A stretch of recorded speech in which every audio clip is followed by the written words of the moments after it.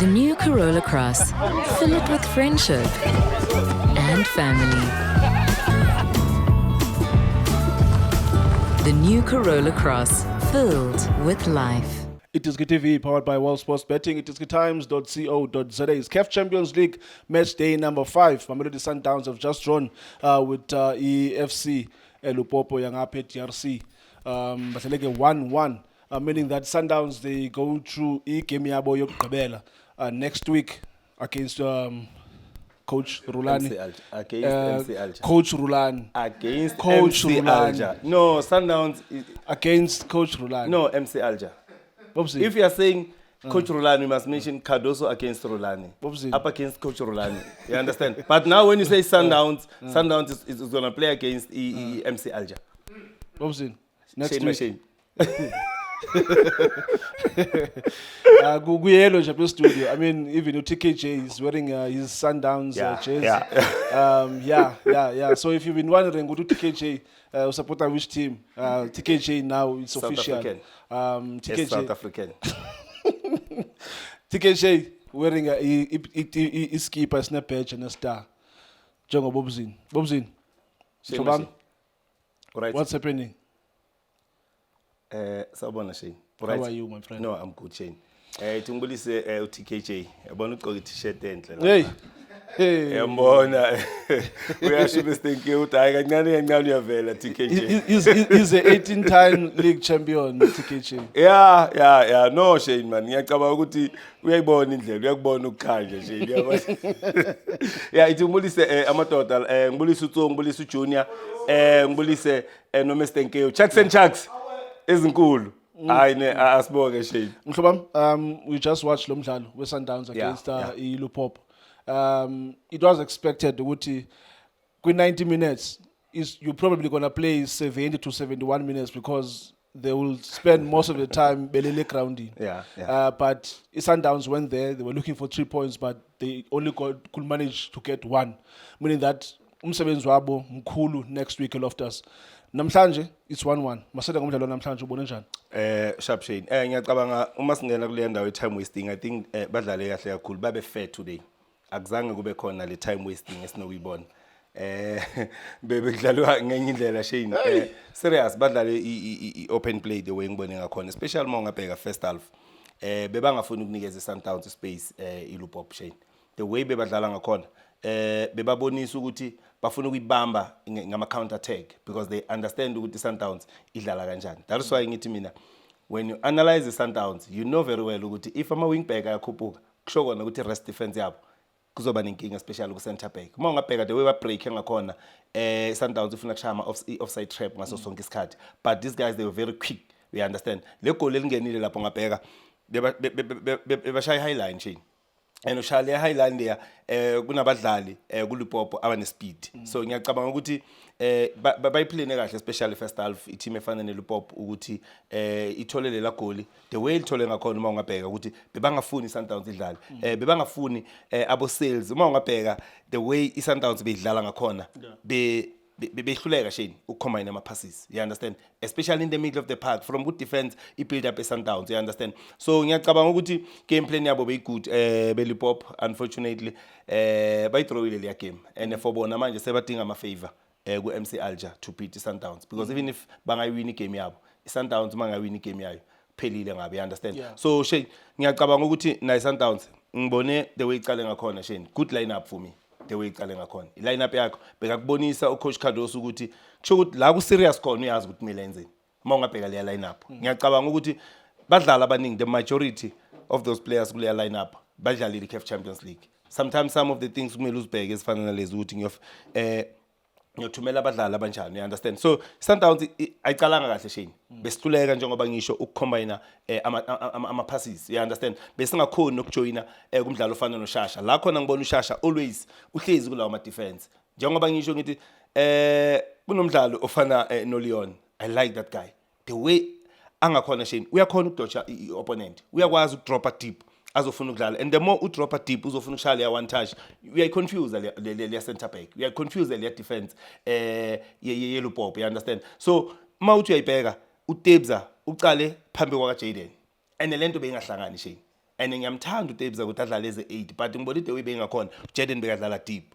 You understand? So i-Sundowns first half Shane being a click at all, but second half the way i-change ngakhona lento ngibone uma ngibona uJaden abaphambi kwaTebza yila uma masibukela le game uyazi lento angazi uKhandoso ne-technical team yakhe kwangathi bebamamela uMr Nkewu athi you know what uJaden ngimdinga abe phambi kwaTebza uJaden ngifuna ama-box entries uJaden he was scoring kuStellenbosch because of le ndawo leyatholakala kiyo kuleya D-line always and ungambheka uthi uma fika uJaden waba phambi kwaTebza ila i-Sundowns beyiqala ukudlala khona nalela goal lalithola khona uJaden silitholile first half ngondamane but unfortunately laphumela ngaphandle Shane so ngiyacabanga ukuthi bebayiridi game babona ukuthi okay umdlalo ofana noJaden uyu umuntu ongasinceda manje ube negame enhle kakhulu Shane uJaden ube negame enhle kakhulu badlale kahle kakhulu banoTebza but enye into futhi uma ngathi ebheka second half Shane Sundowns le game bekuyayo ilose igame engamelanga ilose second half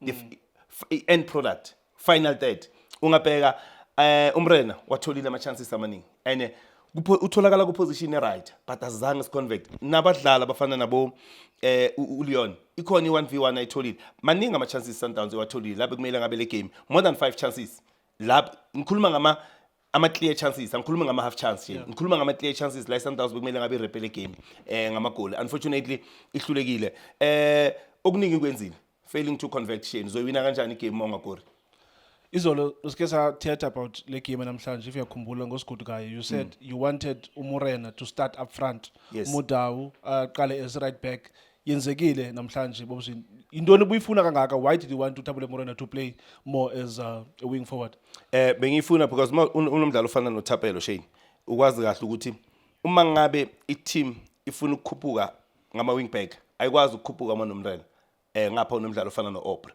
uma ngabe adlala kulela left back you understand and umrena into engichazela ngayo uyakwazi ukubamba i-team nge-counter attack une speed because asinayo emdlali namanje ukhona umrena because of asinayo but uma ngabuya abadlali abafana nabo Saling abane good finisher uyambona ukuthi unayo lento yokuthi I'm a defender we understand because ku finishing uyambona ukuthi akekho good ngalendlela la amabhola la sometimes mawuthola i-winger a natural winger langale el good nge finishing liyaphanisha kuma goal afana nalawa so mina into bengimdingela yona ukuthi sibe more nge attack yethu because of sometimes uma udlalisa abadlali abanga attack more kuba difficult for wena and also bengicabanga lento ukuthi labantu bangahlala lapha emove and uma nomrena bazosplita kancane bafuna ukucover lela side because of they know ukuthi iSundowns inabadlali abane speed so ngiyacabanga ukuthi uyenzile lento unfortunately i-finishing namhlanje imshayile Shane lapha nalapha umdlalo ofana nomrena but nama sub wakhe efana na Matthews nami ngiyamthanda uMatthews and coach technical team bayamthanda uMatthews but ngibona uma ngena Shane uluze amabhola amaningi kakhulu yabona mina ngifuna ukukutshela egroundini su 22 but uma ngabe uzoba iplayer uzoluza amabhola egroundini angeke Shane siwin igame so iwina kanjani because always must win ibhola unikeze opponent kanti ibhola kumele siligcine Shane you understand so into engayisho ukuthi uLeon ngithashe nomdlalo ofana noLeon I think uyenzile impact Shane uyenzile impact ukungena kwakhe kubonisile ukuthi no kuna something but give credit kule team eSundowns second half they show i-character Shane babonisile ukuthi i-team edlala iCAF Champions League but intaba Shane it's a must win game uma uyodlala la ekhaya and remember MC Alger if ithola i-draw iya qualify bendisiya kulondawo kanye bobuzini ukuthi now le draw for nina pha eDRC ithethe ukuthini bobuzini abantu should they start ukupanika or uthi no let's remain calm we can do it mhlambe Loftus next week Shane le draw isho okukhulu Shane isho kona ukuthi i-management eSundowns kumele ukuthi ibone ngenye indlela abalandeli abayicele noma nje bangathi mhlawumbe 10 rand itikiti Shane akuhambe kuyoba yelo Shane because i-pressure iku-Sundowns i-MC Alger khumbula ukuthi mayingathola i-draw ya qualify i-pressure ikumamelo Sundowns so ngiyacabanga ukuthi ama-supporter we-Sundowns if bangathenga amatikiti ngebuningi Shane bahambe bayigcwalisa le yankundla bafike early hayi ukuthi ufika early stadium ukuthi kuyo attack abo coach Rulani no kuyofika lapha bayi supporter le team yeMamelodi Sundowns bafike early 2-3 hours before Shane ngiyacabanga ukuthi le ya draw yanamhlanje angeke siyibone mhlambe disappoint ngalendlela but khumbula ukuthi kuze manje i-draw ungayiboni ibalekile kuSundowns ile ya lose ile draw oyithole la udlala ne team I mean Al Hilal. in Al Hilal Yeah. bekungamelanga udraw ekhaya Yeah. so umsebenzi bozoba lula uma ungadraw ngaphandle uwina ekhaya but now because uhlulekile win ekhaya Shane uma so draw away akusabonakali ngathi udlale kahle because so ukuthi disadvantage now it's a must win game, it's a do or die kumele ukuthi i-support ihambe Shane your-support leya team ithole 3 points. Awesome. Thank you so much for your analysis. Umdlalo we-CAF Champions League, it's match day number 5 for Mamelodi Sundowns bedlala ke neLupopo namhlanje DRC. Lapho ke Sundowns yadrosha khona ke ngo-1-1. Jalen Adams scored ke that equalizing goal. La player iLupopo, I still remember him. Is the one kwakuthiwa kwangasaphoze udlalile wadlala against Orlando Pirates. Wathiwa no, khawambe uyoserve suspension. But ke namhlanje he scored for his team, but it wasn't enough ukuba bafumana 3 points. Sundowns made sure ukuthi basazibekele indawo ukuthi next week ibe khona i-chance ukuthi bazodlala ke i-quarter finals e-CAF Champions League yalonyaka ka-2026. It's Sundowns 1, Lupopo 1. Thank you so much for watching Itiski TV. Hola bafethu, this is Junior Kanye. Please subscribe to Itiski TV. This is Bongane Benedict Villagazi, they call me so. Niyazi bafethu, Amakhosi for life, they are back in winning ways.